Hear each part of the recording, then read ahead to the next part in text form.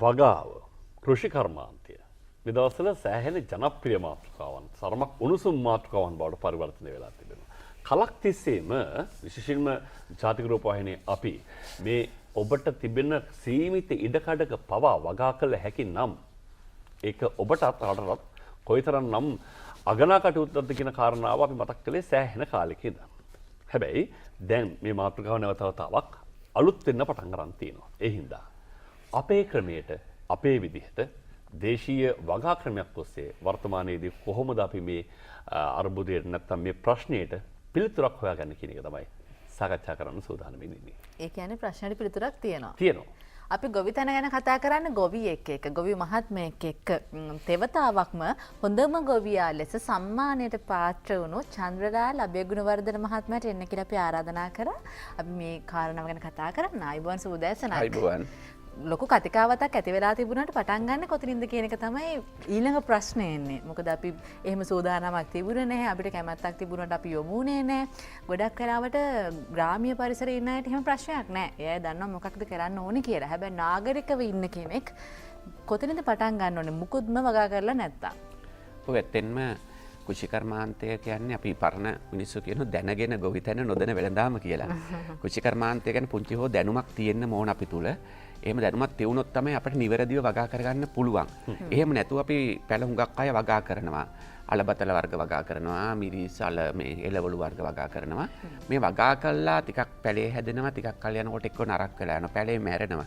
එක්ක කොන වෙන රෝගයක් හැදෙනවා, එක්ක සත්තුන්ගේ හානියක් එනවා. මෙන්න මෙතෙන්දී ඒ අය වැටෙනවා. රටේම මිනිස්සු වවන්න ආසයි. හැබැයි වවන්න නිවැරදි ක්‍රමේ තමයි මිනිස්සුන්ට අවබෝධයක් නැත්තේ. ඒ කියන්නේ නිවැරදි ක්‍රමයක් අපි පටලවාගෙන තියෙනවා අපේ රටේ. මං හිතන්නේ අන්න එතරින් තමයි අපි පටන් ගන්න ඕන කොතනද අපිට පටලවුණු තැන. මොනවද පෙරලෙන තැන්? අපි දන්නවා ලංකාවේ දේශීය වෙදකමක් තියෙනවා. බටහිර වෙදකමකුත් තියෙනවා. මේ වෙදකම් දෙකම අපිට එකට කරන්න පුළුවන්ද? දැන් අපි කකුලක් කැඩිලා අපේ සිංහල වෙද මහත්තයෙක් ගාවට ගියාම ඒ වෙද මහත්තයා තෙල් ගාලා එක එක වෙන තෙත මාත්තු කරලා හදලා දවස් ගාන පැයෙන් දෙකෙන් තුනෙන් හදනවා අපි දැකලා තියෙනවා. අපි රෝහලට ගියාම මාසයකට විතර බැන්ඩේජ් එකක් දානවා. ඒකට බැන්ඩේජ් එක දාපු ලෙඩාට හැද්ද තෙල් මාත්තු කරන්න බෑ. ඒකට මේ දෙක අහසයි පොළවයි වගේ. මෙන්න මේ වගේ කාබනික ගොවිතැනයි රසායනික ගොවිතැනයි අහසයි පොළවයි වගේ. මහා පරිමාණ වගාවල් වලදී අපි රසායනික පොහොර දාලා අනිවාර්යෙන් වගා කරන තේ වගාව කුරුඳු වගාව විශාල වශයෙන් කුඹුරු කරනකොට අපේ රටේ පුරුදු වෙලා තියෙනවා අපි රසායනික පොහොර දාලා ශනිකවම අස්වැන්න ගන්න. හැබැයි අපේ ගෙදරකදී ගෙදර පර්චස් එකේ දෙකේ අපිට පොහොර ගේන්න තැනක් තියෙනවා. අපි මයියොක්කා ගත් දෙකක් හිටෙව්වහම මිරිස් ගත් දෙකක් හිටෙව්වහම අපිට තියෙනවද ඒකට බෙහෙතක් ගහන්න බෙහෙත් කුප්පිය රුපියල් 2000ක් 1500යි.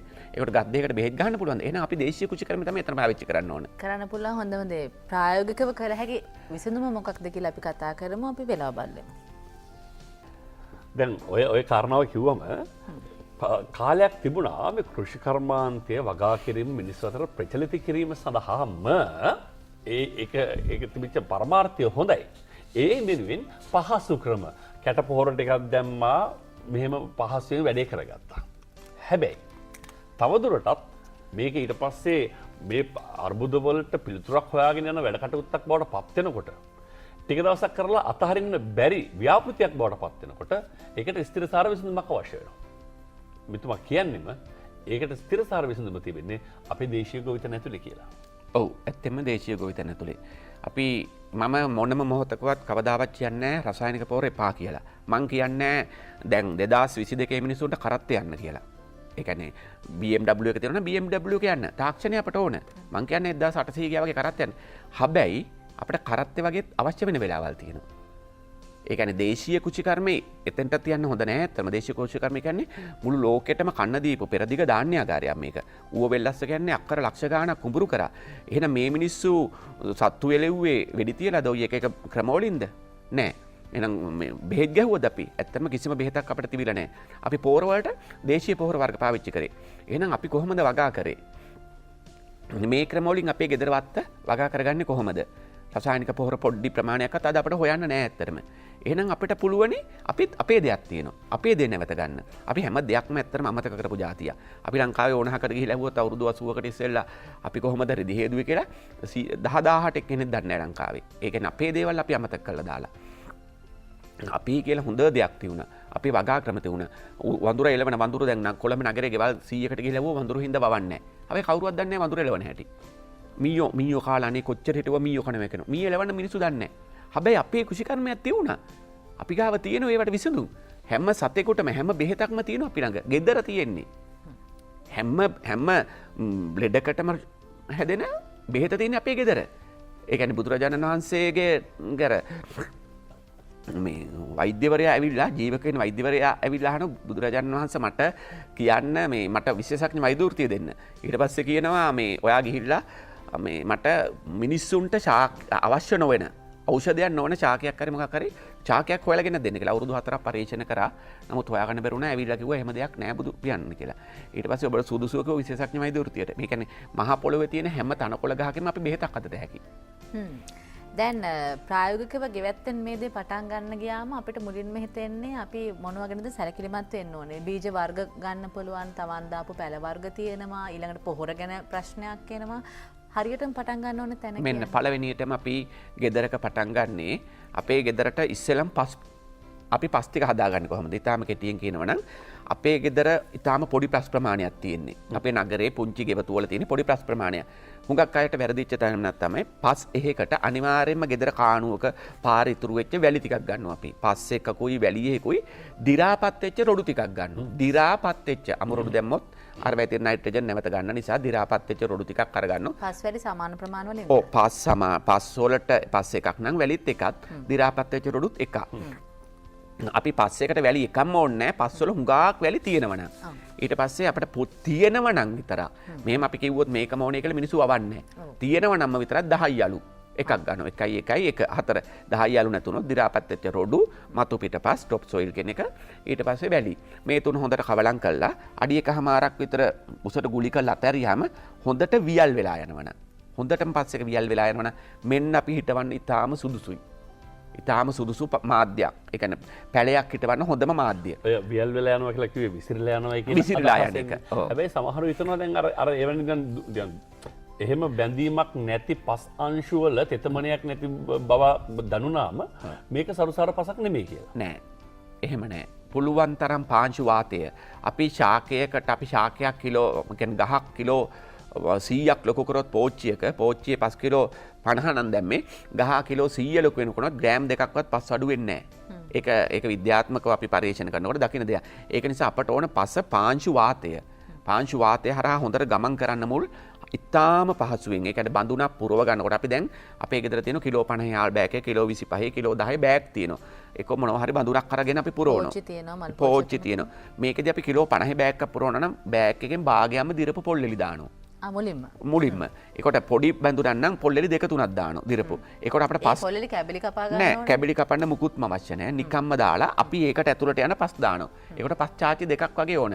අපිට අපේ පස් ගොඩෙන් ඒකට බඳුන් 10ක් 12ක් හදා ගන්න පුළුවන්. ඒ කියන්නේ පස් මන් දානවා මමත් කොළඹ නගරේ දැන් පදිංචි නිසා ඇත්තටම හරි අඩුයි පස් අඩු නිසා අපි කරන්නේ අර ගෙදර ඉතුරු වෙන පොල් ලෙලි ටික දිරපු පොල් ලෙලි ටික දාලා උඩින් පස් ටිකක් දා ගන්නවා. ඒකට හැබැයි පොඩ්ඩක්වත්ම තද කරන්න හොඳ නෑ බඳුන. අපි බඳුන මෙහෙම පෙල්ලෙනකොටම සියලුම පස් ටික එළියට එන්න තියෙන්න ඕන.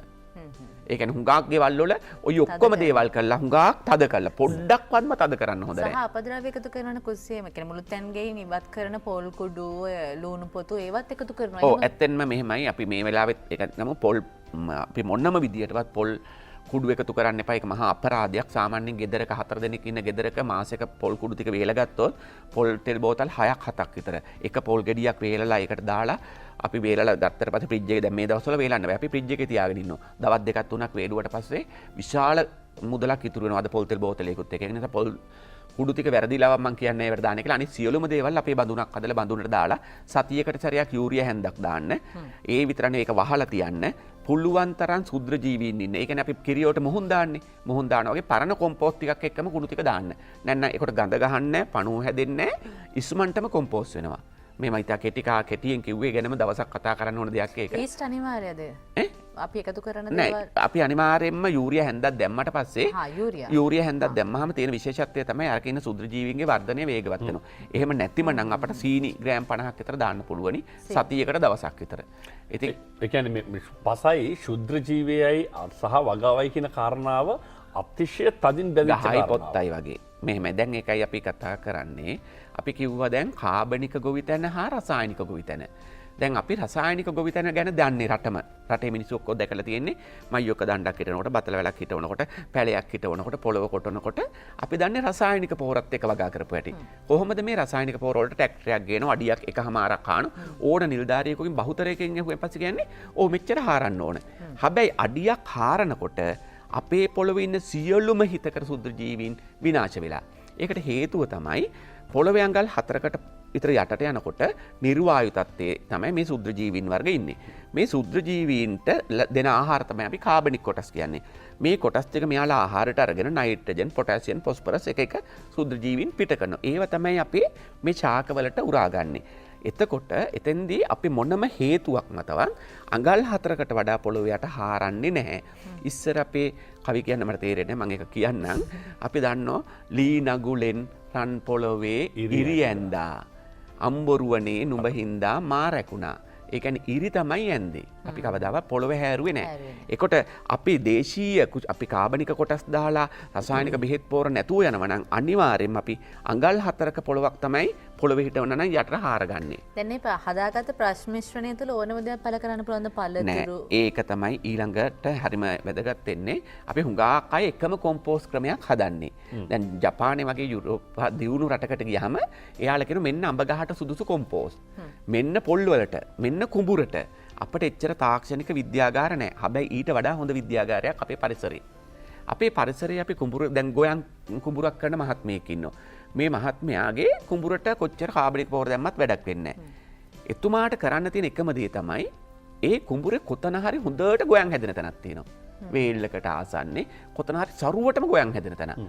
මෙන්න මෙතනින් පස් ගෝණි දෙක තුනක් ගෙනල්ලා එතුමා ගාව තියෙන කොම්පෝස්ට් ටික දි รา පත් වෙන රොඩු ඔක්කොම එකතු කර කර ටික අර රොඩු ගොඩට මුහුන් වශයෙන් අර පස් ටික දාන්න. දාලා දවස් 10ක් 12ක් කරකවලා කොම්පෝස්ට් වගේ තත්ත්වයට හදාගෙන ඒක මුළු කුඹුරටම හින්න. ඒකේ තමයි ඉන්නේ ගොයන් ගහට සුදුසු හොඳම සුද්ධ ජීවීන් වර්ගය. හැම ගහකටම අපි දානවා අමුගොම නිමිති වලට. අපි දානවා අමුගොමම දැම්මොත් මිරිස් වලට කොඳ වෙනවා. අපි දානවා කුකුළු පෝර මිරිස් වලට. ඉතාලම හොඳට හැදෙනවා. හැබැයි කුකුළු පෝර නිමිති වලට දැම්මම කහ වෙනවා. ඇයි මේ වර්ග දෙකේ ඉන්නේ සුද්ධ ජීවීන් වර්ග දෙකක්. පමණක් ඒවට එළු පෝර හොඳයි. පමණක් ඒවට ගොම පුච්චල දානවා. මෑ කරල් වලට අපි ගොම පුච්චල දානවා. ඊට පස්සේ බණ්ඩක් වලට අපි වේලල ගොම දානවා. ඒකට මේ අවස්ථාවලදී ජීවත් වෙන සුද්ධ ජීවීන් වර්ග කිහිපයක්. ඒක විද්‍යාත්මකව පෙන්නුවොත් අපි හුඟක් අය දානවා ජීව වායු ඒකකයක්. ජීව වායු ඒකකයට අපි කුණු දානවා හුඟක් කුණු ගෙනින් දානවා. හැබැයි මිතෙන් CH4 හැදෙන්නේ නැහැ. අපි CH4 හැදෙන්න නම් ඉස්සෙල්ලම ගොම දානවා. ගොම දාලා වතුර යම් මට්ටමකට දාලා දවස් 4-5ක් තියලා ඕනම තරම් කුණු දානවා. ඊට පස්සේ හැදෙනවා CH4. හැබැයි ගොම වලින් තමයි පළවෙනියටම නිර්වායුවේ තත්ත්වයට ආවට පස්සේ තමයි මිතේන් කියන බැක්ටීරියාව හැදෙන්නේ. ඔබ කියන්නේ පොහොරත් පරිසරයෙන් ගන්න කියලාද? අපි හැබැයි දන්නවා ගෙඩියෙන්න, මල්ලෙන්න, කැට පොහොර වර්ග තියෙනවා. අපිට හරි පහසුවෙන් මිලදී ගන්න පුළුවන්. හැබැයි ඔබ එතනට යන්නේ නැතිව ඔබ කියන්නේ පරිසරයෙන්ම ගන්න කියලා. ඔව් නෑ කැට පොහොර අපිට මහා පරිමාණ බවගාවක් කරනවා නම් අක්කර 2000ක් 1500ක් අපිට රසායනික පොහොර ඕන. නැත්නම් ඕනේ ගෙදරට දාන්න පොහොර ගේනවට වඩා දහස් ගුණයක් ලාභයි. මම ඒකට උදාහරණයක් කියන්න. තා කෙනෙක් තර්ක කරાવી නෑ රසායනික පොහොර නැතුව නම් මුකුත් හදන්න බෑ. ලංකාවේ මිනිස්සු ලක්ෂ 2ක් ඉන්නවා කෝටි 2ක් ඉන්නවා නම් අපි එයින් 1 කෝටි 50 ලක්ෂයකට මේක දැකලා තියෙනවා. අපේ ගෙදර පිළිකන්නේ පොල්ලෙලි ගොඩ ගාව කොතන හරි අයිනක වම්බටු ගහක් හැදෙනවා. මේ වම්බටු ගහ මාස 2-3ක් යනකම් ගෙඩියක් 2-3ක් හැදෙනවා. මාස 4-5 දී ගෙඩි 7-8ක් හැදෙනවා. මාස 6-7 දී කිලෝ 2-3 කඩනවා. අවුරුද්ද 2-3-4-5-6 දී ගෙඩි කඩනවා. අපි හිටවන ක්ෂේත්‍රයට ගිහිල්ලා වම්බටු ගහ පළවෙනි මාස එකමාරදිම ගෙඩි දෙනවා ඔයා. මාස 2ේදී ගෙඩි 2-3ක්, මාස 3ේදී කිලෝ 1-2, මාස 4-5ේදී කිලෝ 4-5ක් වෙන්න ඔක්කොම ගහෙන් කඩලා මාස 5-6 යනකොට එයා මැරිලා යනවා. පැහැදිලිද? ඒකට වම්බොටු ගහට අපි රසායනික පොහොර දාලා හදනකොට අවුරුදු මාස 4-5-6ක් යනකොට මැරෙනවා. මිරිස් ගහ රසායනික පොහොර දාලා හදනකොට මාස 5-6කදී මැරෙනවා. හැබැයි ගෙදර පිළිකන්නේ කිසිම පොහොර නැති ගහ අවුරුදු 5ක් තියෙනවා. ආයු කාලේ. ඒකට මේ ඕනෑම චාකයේ තේ ගහක් ගත්තොත් හුඟක් ජනතාව හිතන් ඉන්නවා අවුරුදු 12යි 15යි උපරිම ආයු නෑ අවුරුදු 80යි. අපි කාබනිකවම වගා කරන්න පුළුවන් නම් එයාගේ උපරිම අස්වැන්න තියෙනවා. අනිත් එක රසායනික දාන වගේ 3 ගුණයකටත් වඩා වැඩි අස්වැන්න කාබනික. හැබැයි කාබනික රටක කෝටි 2කමාරක ජනගහනයට අවශ්‍ය ආහාර දෙන්න කාබනික අපට නැහැ. ඒක නිසා මේක අවශ්‍යයි අපට රසායනික. හැබැයි අපට පුළුවන් නම් අපේ ගෙදරවත් කුණු ටික නගර සභාවට දෙන්න නැතුව ගෙදර තියෙන කුණු ටිකෙන් වගා කරන්න ඒක අර වගේ 7-8 ගුණයක් වාසි හොඳයි ශරීරයට හිත කරයි. අපේ ඒ කියන්නේ හැම පැත්තකින්ම අපට හොඳයි. ඒකට අපේ පොළොව දවසෙන් දවස සරු වෙනවා. මම පුංචි කතාවක් කියන්නම්. ඇමරිකාවේ එක ගොවියෙක් අවුරුදු 25ක්ම හැමදාම හොඳම ගොවියා.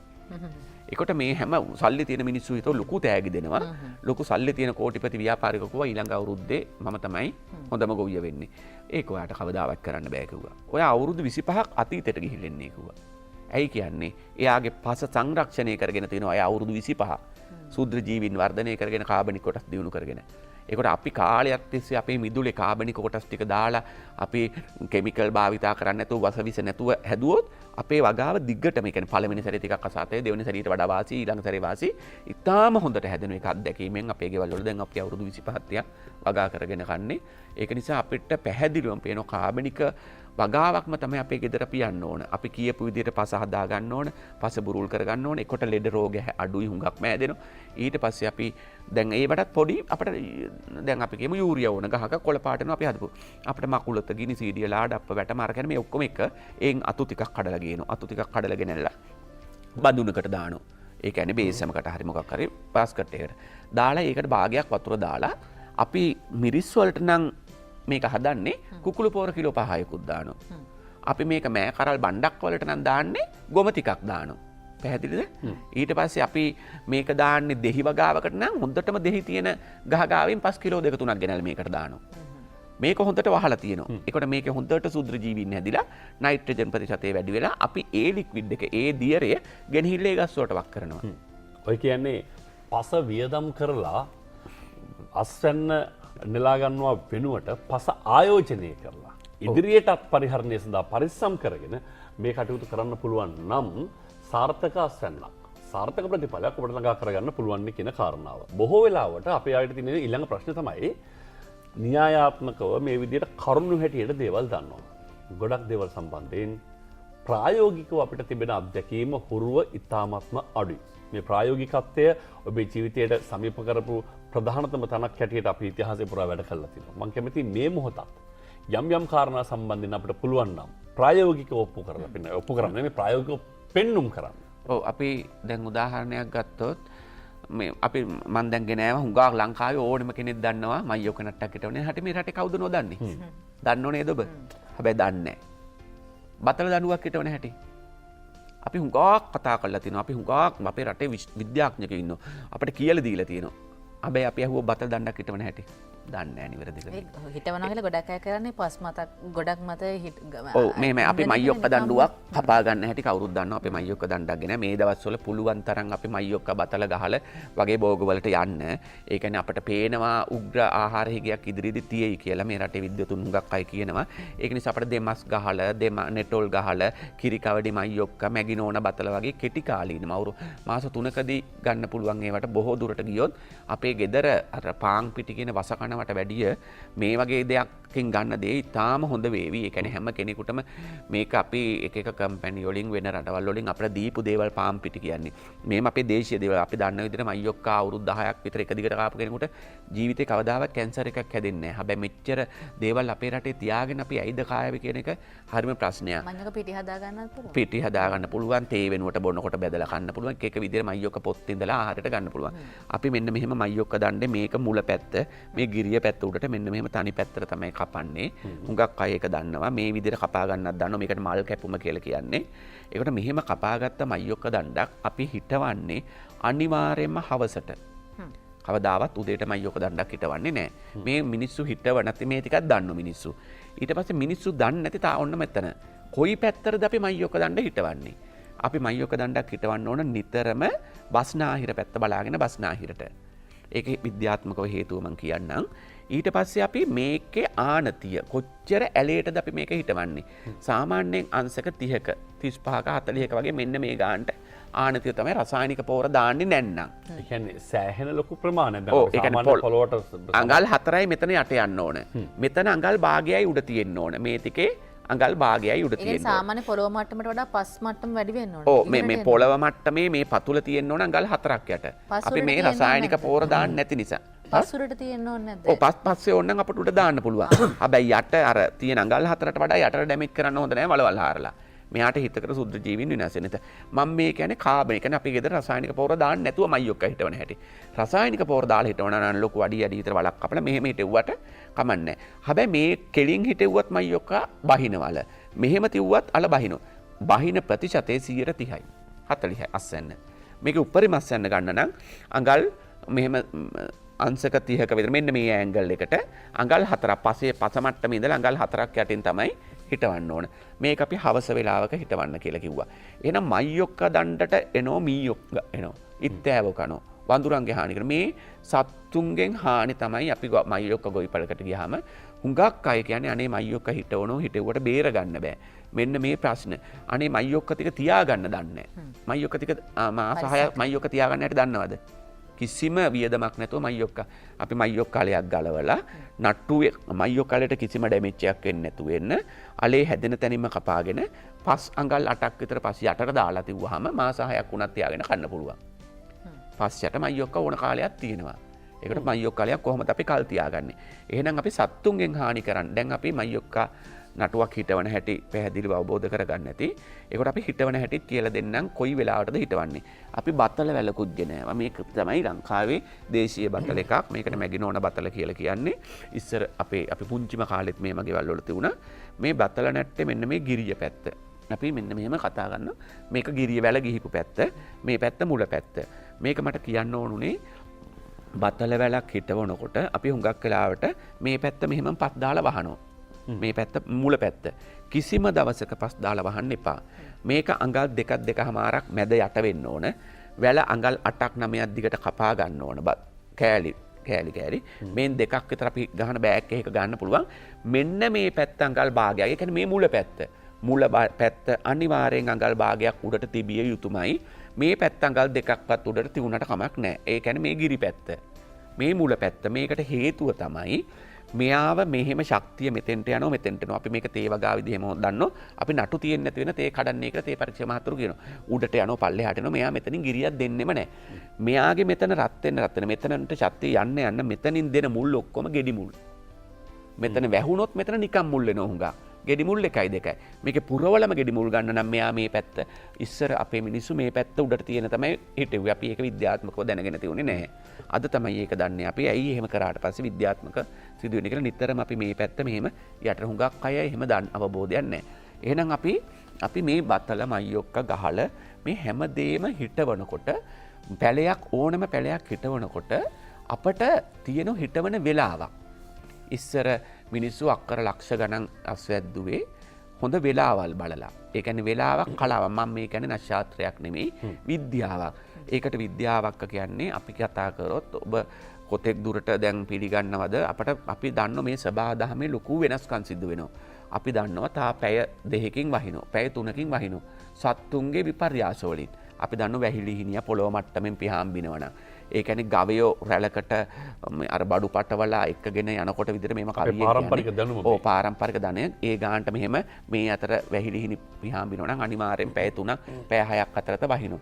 ලොකු මිරු පිට වෙනවා පොඩි මිරු පිට වෙනවා අපි දන්නවා වහිනෝ ඔන දිග පෑවිල්ලා අපි දන්නවා මාළු උඩ එක අයිනට ඇවිල්ලා පැටව හුඟක් දාලා තියෙනවා වතුර වලවල් වල අපි පරිසරයෙන් ලැබෙන සංඥා වලින් සංඥා 300කට වැඩිය. චන්ද්‍රල් මහත්මයා ඇයි දැන් මේ බස්නාහිර පළාතෙන් හිටවන්න කිව්වේ සහවසට බස්නාහිර පළාත නෙමෙයි බස්නාහිර පැත්ත බලාගෙන හිටවන්න තියෙන්නේ. ඒකෙදි ගහ හැදෙනකොට නිතරම ඕනම ගහක මූල පද්ධතිය වැඩිම කැමති මේ පැත්තට හැදෙන්නේ. අර අපේ මාලිමාවක අර උතුරට යනවා වගේ ගස්වල මුල් හුඟක් වෙලාවට ඒ පැත්තට දෙන්නේ ගහ නිතරම නැගෙනහිර පැත්තට බර වෙන්නේ. ඒ කියන්නේ ඕනම ගහක් බලන්න නැගෙනහිර ඒකට හේතුව උදේ ආලෝකය තමයි හිරු එළිය තමයි යාගේ කැමැතිම. අපි ඒ කියන්නේ හිරු එළියෙන්නේ ආහාර නිෂ්පාදනය වෙන්නේ. ඒක හින්දානේ අපි මයියොක්ක ගහේ උඩ කොළ ටිකයි මැද කොළ ටික ඉතුරු වෙදී යට ටික නිතරම කඩනවා. ඒකට ඒව කැඩුවාම ආහාර භුක්ති විඳින්නේ නැහැ මයියොක්ක ගහේ කොළ. එයාලා කොට කරන්නේ අපි පුළුවන් තරම් ඒ ආහාර නිෂ්පාදනය කරන ටික අල වලට අරන් යනවා. ඒකට අල වැඩි වෙනවා. ඒක අපි මයියොක් ගහින් නිතරම කොළ කඩන්න ගෙන්නේ. එහෙනම් අපි කොහොමද මයියොක්කා හිටවන වෙලාව, බතල හිටවන වෙලාව. ඉස්සර මිනිස්සු මේවට කිව්වා සිංහ කරන, ගජ කරන, කුරුළු කරන, ගව කරන, එළු කරන කියලා. 1 සිහ 2 ඌරු 3 ගජ කරන. එහෙම කියලා කවි තියෙනවා. කවි කියන්න බැරි නිසා මම අපේ වෙලාවත් සීමිත නිසා හරියටම කොහොමද මේක වෙලාව සිංහ කරන්නේ. අපි සිංහ කරන්නේ දිවි කරන්නේ තමයි ඊටාම සුදුසු හිටවන්න. ඕනම භෝගයක් හිටවන්න සිංහ කරන්නට දිවි කරන්නට. කොහොමද මේ දෙක අපේ ගෙදරින් හොයාගන්නේ? මේ දෙක. අපේ ගෙදර ලිත තියෙනවා. මේ ලිතේ තියෙනවා මේ මාසේ පොය. 15ක පොය, 8වක, පුර 8වක. අපි පුරට තමයි හුඟක් භෝග හිටවන්නේ. එහෙනම් මාසේ පොය දාට පස්සෙන්ද තමයි පුර. මාසේ පොය පැය 23යි ගානක් වෙන පැය 24ක් තියෙයි කියන්නේ ඒ පාර ඒක ගෙවිච්ච ගමන්ම සිංහ කරන්න තියෙන පැය 24ක්. මාසේ පොය ගෙවිලා පැය 24. ඒ කියන්නේ මාසේ පොය තියෙන පැය 20 මේ පැය 24ක් දවසක් ඒක ගෙවුණු ගමන්ම සිංහ කරන්නේ පැය 24ක්. ඒ කියන්නේ 1 සිහ පළවෙනි දවසේ සිංහ කරන්නේ. ආයිමත් පස්වෙනි දවසේ දිවි කරන්නේ.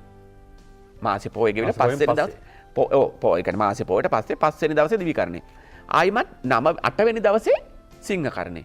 ආයිමත් 12 වෙනි දවසේ දිවි කරන්නේ. ආයිමත් 14 වෙනි දවසේ සිංහ කරන්නේ. මාසේ පොය පහුවෙලා දවස් ගාන බලලා හිටවන්න හැබැයි උදේට හිටවන්න පැල වර්ග. එතකොට කිසිම සතෙක් හානි කරන්නේ නැහැ. ලිතේ බැලුවොත් මේ දවස් ටික හොයාගන්න පුළුවන්. චන්ද්‍රා අබේගුණවර්ධන මහත්මයා ප්‍රායෝගිකව මේ දෙක කරගන්නේ කොහොමද කියන කාරණාව තමයි මතක් කළේ. ඉතින් හරියට අපි එක තැනකින් හරි පටන් ගන්න ඕනේ. නිසා ඔබට මතක් කරන්නේ වගාවට යොමුමු. ගෙවතු වගාවෙන් පටන් ගමු. අපිම පටන් ගමු.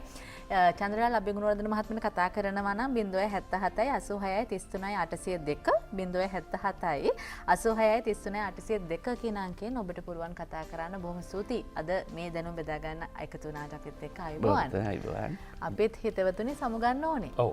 වවනවා නම් ඒ අභියෝගය බාර ගන්නවා නම් පසද ජලයේද කියලා කිසිම වෙනසක් නැහැ. හැමතැනකම ජයග්‍රහණය කරන්න පුළුවන්. ඒකම තමයි ලංකාවේ ජලය මතත් වගාව පස්සන නෙලා ගන්න විදිය කියලා දුන්නේ. හින්දා අභියෝග මත වෙන්න පුළුවන්.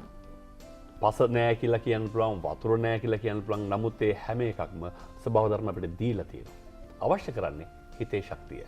හිතේ ශක්තිය අරගෙන මේ ගතේ ශක්තිය වෙනුවෙන් වැඩ කටයුතු කළ යුතු කාලය එළඹ ඇති බව මතක තියාගත්තොත් ඔබට අපට මේ අභියෝග ජයග්‍රහණය කළ හැකියි. එහෙනම් ජයග්‍රහණය වෙන දවසක්. සුබ දවසක්.